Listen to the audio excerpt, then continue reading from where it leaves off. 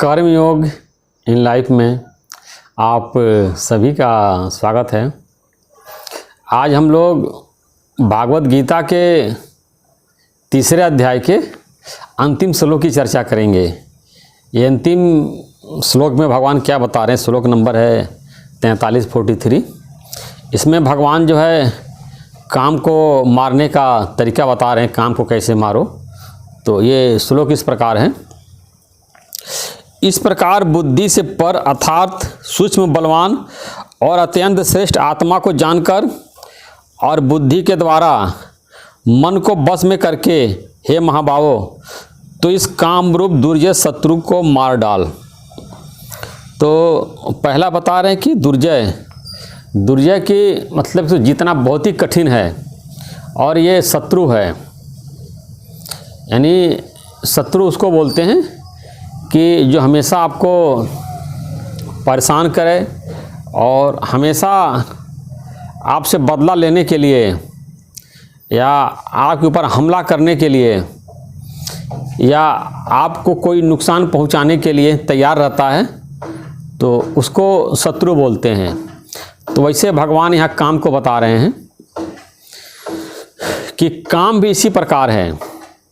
जो हमारी कामनाएं हैं ये हमारे ऊपर हमला करता है कभी कभी जो है, और इतना तेज हमला करता है कि हमको हमारे स्वरूप से हिला देता है, यानी हमको हमारे निश्चय से हिला देता है और हमको ब्रह्म से जीव बना देता है। यानी कभी कभी इस कामना के लिए, इच्छा के लिए हम ब्रह्म से जीव हो जाते हैं और इस कामना की पूर्ति के लिए इसके पीछे पीछे भागते रहते हैं और ये कभी कभी ये लज्जित भी कर देता है। बड़े बड़े ऋषि मुनि महर्षि को इस कामना ने लज्जित किया है। तो भगवान ने इसीलिए इसको शत्रु बताया है कि तुम्हारा आनंद छीन करके और तुमको दुखी कर देगा, परेशान कर देगा, और ये कामना तुमको कभी खुश रहते नहीं देख सकता है। आनंद में हो, मग्न में हो, और ऐसी कोई मन में कामना उत्पन्न हो जाती है तो हमारे अंदर की जो आनंद है, जो खुशी है, जो चैन है, वो चली जाती है और सिर्फ एक इच्छा जो है हमको अशांत कर देती है। ऐसे बताते हैं कि पानी शांत है, उसमें एक कंकड़ मार दीजिए, पानी जो है में हलचल आ जाती है। ऐसे जब हमारे शांत मन में जब एक इच्छा रूपी कंकड़ आ जाती है तो हमारे मन में अशांति आ जाती है, मन में हलचल आ जाता है, मन परेशान हो जाता है। तो बताया कि जो है ये जो आत्मा है ये हमारे बुद्धि से श्रेष्ठ है। बताया कि जो आत्मा है ये बुद्धि से परे है, बुद्धि से श्रेष्ठ है, बुद्धि से सूक्ष्म है और बुद्धि से बलवान है।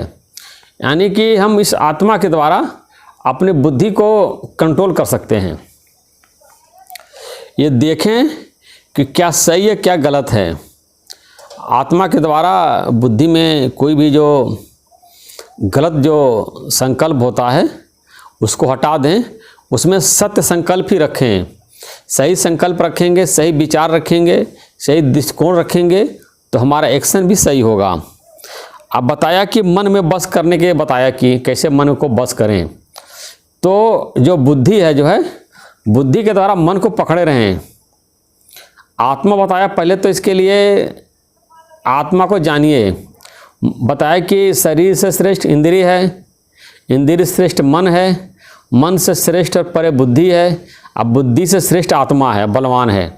तो एक अपने आत्मा को जान करके हम हर चीज़ को कंट्रोल कर सकते हैं।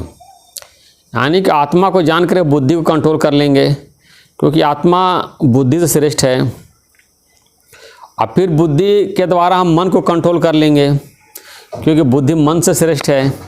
और मन के द्वारा हम इंद्रियों को कंट्रोल कर लेंगे, क्योंकि मन इंद्रियों से श्रेष्ठ है। और इंद्रियों के द्वारा हम जो है शरीर को जो है कंट्रोल कर लेंगे, क्योंकि इंद्रियां जो है वो शरीर से बलवान है और शरीर के अंदर सूक्ष्म रूप से विद्यमान है और शरीर को जो है इंद्रियां कंट्रोल कर सकती हैं।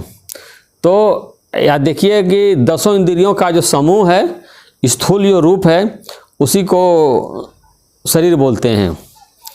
तो अगर हम मन को, इंद्री को और बुद्धि को वश में करना चाहते हैं और काम रूप दुर्जय शत्रु को मारना चाहते हैं, तो उसका सिर्फ एक ही उपाय है, आत्म साक्षात्कार। जब हम अपने आत्मा को जान लेते हैं, आत्मा को अनुभव कर लेते हैं कि मेरी आत्मा कैसी है, अपने शुद्ध स्वरूप और निर्विकारी आत्मा को जान लेते हैं, तो ये बुद्धि, ये मन, इंद्रियां ऑटोमेटिक कंट्रोल में आ जाती हैं। और जिन लोगों ने आत्मा को नहीं जाना है वो अपने मन इंद्रियों को कंट्रोल नहीं कर सकते हैं। ज़बरदस्ती मन को कंट्रोल नहीं किया जा सकता है, इंद्रियों को कंट्रोल नहीं किया जा सकता है। सिर्फ जो है आत्मा को जान करके ही हम इंद्रियों को, मन को, बुद्धि को कंट्रोल कर सकते हैं। इसीलिए आया है कि देह में सब विकार होते हैं, देह में सब विकार होते हैं, गुरु देह ही से मुक्त करता है। ये जो शरीर है, इस शरीर में ही सारे विकार होते हैं, काम, क्रोध, लोभ, मोह और अहंकार, ये पांचों शरीर में पाए जाते हैं। लेकिन ये ज्ञान में बताया जाता है कि तुम 5 तत्व का शरीर, जिसमें पांचों विकार है, ये शरीर ही नहीं है, तुम चेतन आत्मा है। तो अभी पिछले श्लोक में भगवान ने बताया कि पर धर्म में नहीं जाओ। ये पर धर्म क्या है? ये शरीर का धर्म है। सब लोग पर धर्म में चले गए हैं, यानी अपने स्वधर्म को भूल करके, जो उनका आत्मा का धर्म है उसको भूल करके पर धर्म, जो शरीर का धर्म है, जो मन का धर्म है, बुद्धि का धर्म, इंद्रियों का धर्म है, उसमें चले गए हैं और प्रकृति को मैं मान लिया है। इसी के कारण जो है उनकी मन, इंद्रियां, उनकी बुद्धि कंट्रोल में नहीं है। और लोग कहते हैं क्या करें, हमारा मन नहीं मानता है, हमारा विचारों पर नियंत्रण नहीं है, हम जब कोई चीज़ अच्छी देखते हैं तो खाते चले जाते हैं, या तंबाकू है, सिगरेट है, शराब है, इसकी आदत लत छूटती नहीं है। क्योंकि भागवत में आया है कि जिन विषयों का हम लगातार सेवन करते हैं वो विषय चित्त में प्रवेश कर जाते हैं, मन में प्रवेश कर जाते हैं। और हर व्यक्ति मन का रूप है, मन को ही मन मान, अपने आप को मैं ही हूँ। यानी कि मन में जो सोचता है तो मैं सोच रहा हूँ, मन दुखी तो मैं दुखी हूँ, मन खुश है तो मैं खुश हूँ। तो मन का रूप हो गया है, या कहिए कि बिल्कुल वो तादात्म्य इसको बोलते हैं, जड़ चेतन का तादात्म्य हो गया है। कि चेतन जो है ये जड़ शरीर या जड़ इंद्रियां हैं या मन है या बुद्धि है, इसको मैं मान लिया है, और इसको मैं मान लिया है और इसी को अहंकार बोलते हैं। यानी जड़ चेतन के तादात्म्य के बीच की जो अवस्था है, तादात्म्य की जो अवस्था है, जो जुड़ जाता है, उसी को अहंकार बोलते हैं। और सारी कामनाएं, सारी इच्छाएं, सारी वासनाएं इसी मैं में रहती है। तो जब ये हमारा जड़ चेतन का जो तादात्म्य है, शरीर और आत्मा का जो तादात्म्य हो गया है, और आत्मा और शरीर जो है ये दोनों जो है एक मिक्स हो गया है, जब इसको शरीर को अलग जानते हैं और आत्मा को अलग जानते हैं और अपने आत्मा का अनुभव करते हैं, तो हमारा जो है मन इंद्रियों पे कंट्रोल हो जाता है। तो भगवान ने जो है उपाय बताया कि मन को कैसे बस करें, जो ये बहुत सी समझने वाली बात है कि मन को कैसे बस करें। मन को बस करने के उपाय वहाँ इस श्लोक में भगवान बता रहे हैं कि बहुत लोग सोचते हैं कि मन को हम कैसे बस करें। तो मन को जो है बुद्धि के द्वारा बस करें, भगवान ने बताया कि यहाँ पर 3 चीज़ की चर्चा की है, 4 चीज़ की। पहला आत्मा, दूसरा बुद्धि, तीसरा मन और चौथा काम। तो काम रूपी दुर्जय शत्रु को मारने के लिए भगवान ने बताया कि पहले अपने आत्मा को जानो, अपने आत्मा को जान करके और इस आत्मा के द्वारा फिर बुद्धि को पकड़ो, बुद्धि को कंट्रोल करो, बुद्धि को सात्विक बुद्धि बनाओ। जब हम सात्विक बुद्धि बनाते हैं तो सात्विक कर्म होता है। अब मन जब को फिर कंट्रोल करो, बुद्धि के द्वारा मन को पकड़ो।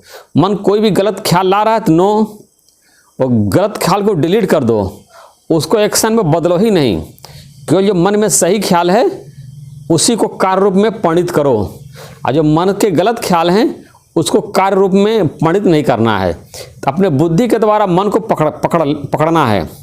जैसे देखिए हम खाना बनाते हैं तो ये चिमटे के द्वारा जो है हम जो होती है चिमटी होती है उसे पकड़ के जो है भगवाना है, या जो भी हमारी जो बर्तन होती है खाना बनाने वाली, वो गैस पर रखते हैं और चिमटे से उतारते हैं। इसी प्रकार भगवान बताने कि बुद्धि को जो है ये मन को जो है तुम ये पकड़ो, बुद्धि के द्वारा पकड़ो। अब मन को पकड़ करके जो कामनाएं हैं, जो दुर्जय शत्रु है, इसको कि तुम नष्ट कर दो। मन में कोई कामना उत्पन्न हो रही है किसी गलत चीज़ की, किसी को खाने के लिए या कहीं घूमने के लिए, या मान ली शराब पीने की इच्छा हो रही है, तो बुद्धि के द्वारा उसको रोको कि नहीं, ये शराब पीना अच्छी बात नहीं है। बोतल पे लिखा रहता है कि शराब पीना सेहत के लिए नुकसानदेह है। जब ये लिखा हुआ है तो क्यों पीते हो?